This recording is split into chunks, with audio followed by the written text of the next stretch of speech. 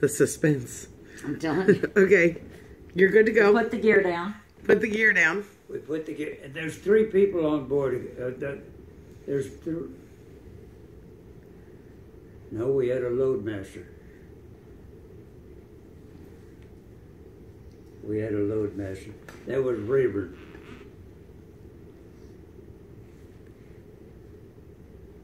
Or Duville. No, Rayburn was on the other flight where I had the gear up landing. The engineer I had was Donald Hill. Remember him? Oh, yeah. That was a great guy to have on board when this happened. He helped me clean up the engine and everything else after shutdown. He, trailing the cowl flap, the cowl flaps that goes around the engine to open them up for engine cooling, and trail all the way open is a drag factor on the airplane. All the way closed is a drag factor on the airplane. We had to crack them a little bit to let the air go through. Oh my God. Had to crack them a little bit to have our least drag factor.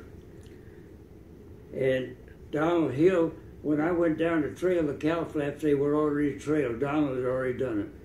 If you wouldn't have feathered that's not that nothing to do with. This is the cowl flaps around the engine that open up at the very beginning, though. That's that's not out in the front of the engine. That's at the trailing edge of the engine nacelle area. The cowling around the engine, that's at the back end of that. Just behind the engine, where all the heat can go out through there and help cool the engine if it needs it. That's the purpose of the cowl flaps on the engine. They were already in trail when I got to that position. Donald Hill had already done it. So he was a good man to have on the airplane. Oh, yeah. Yeah. It isn't much of a drag factor, but it'd be harder to hold on to that 140 that I was talking about, with the cowl flap open or totally closed. That's a drag factor. We touch down and land, taxi down, and I turn off of the runway so I'm not blocking the runway for the other traffic that Tower had. I had priority on landing on the aircraft. The other airplane can wait till I get done. Yeah, yeah. And I turned onto the taxiway and shut down the other engine and let the tow truck come out and tow us in. That engine was totally froze. It wouldn't even turn. Wow. Totally froze up. Did you ever find out what happened? What caused it? It came apart and blew the jug. Oh my! The cylinder. The jug is the cylinder on the airplane? The jug is the piston. Now, what would have happened if the piston is what drives the jug, you know? Oh, okay. The cylinder. What I was trying to say was, if you wouldn't have, at the very, very, very beginning, right after it blew, you reached up and you said that you feathered the what? When I saw the torque meter. The propeller.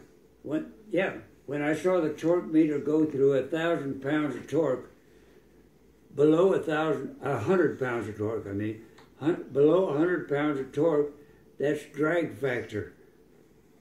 That engine is becoming drag below 100 pounds of torque.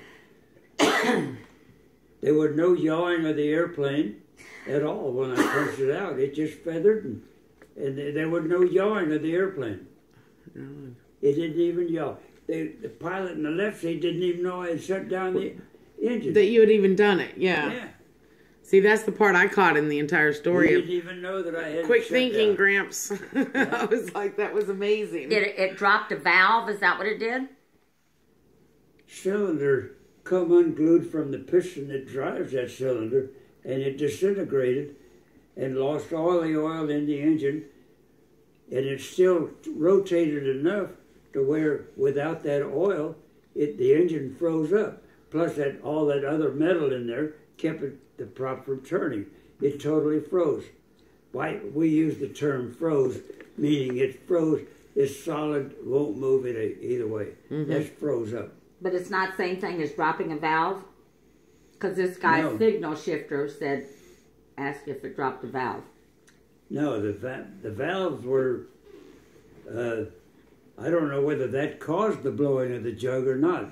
I don't remember that. Okay. But it could have been a valve that come unglued and the piston was hitting it and it blew.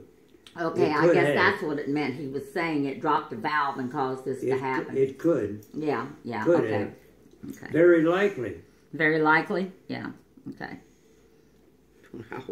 But it's been so long ago, I don't remember the investigation of that. You don't? I don't remember.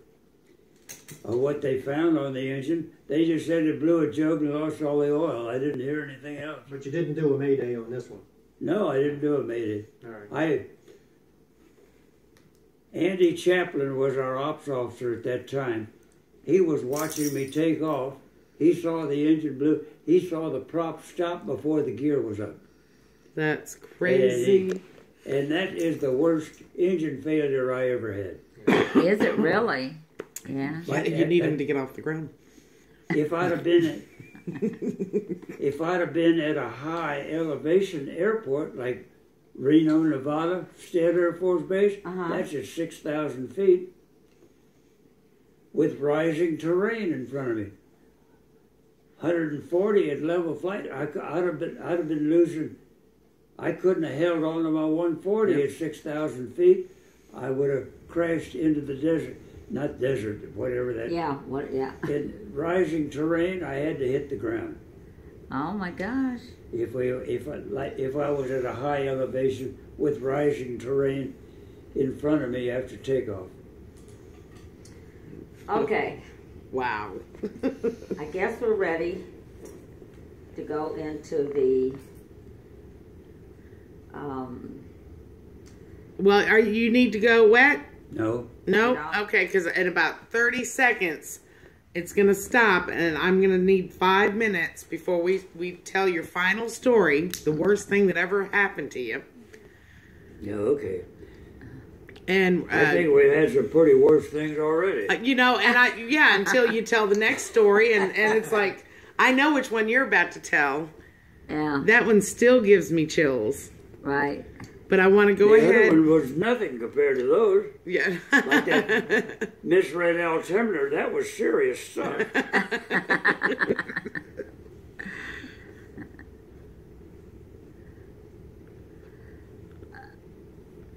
Okay, so what we're going to And do is... 7 people in the cockpit didn't see it. Yeah, that's amazing. What floors me.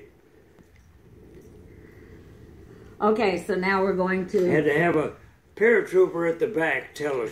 Well, thank goodness someone was back there. Yeah, with the When doors we were on a open. mission with With nobody the back doors there. open, without the doors open, they'd have never seen the trees. You know, what I'm saying is if you Thank didn't have you a so mission much, with people Sarah. back there, that would have been it. You know? Thank goodness they were back there. Well, he wouldn't have been there if they weren't. Well, I back mean, there. it could have been some other mission where he had to come back.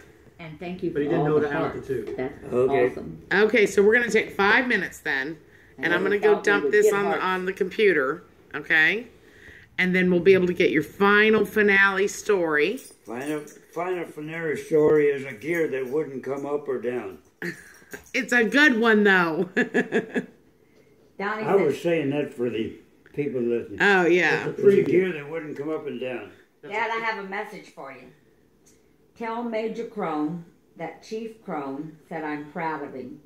He should have been a general. Aww. A 7-star general. Yeah, that's my dad's son that sent that message. My brother, his son, Donald Crone. We're all proud of you. Yes. And I just got through peeing him on it, peeing Peeing on on his it. name. That's right, you in the did. journal. That's right. And that's And- all. And I almost went to jail for going into the men's restroom for you.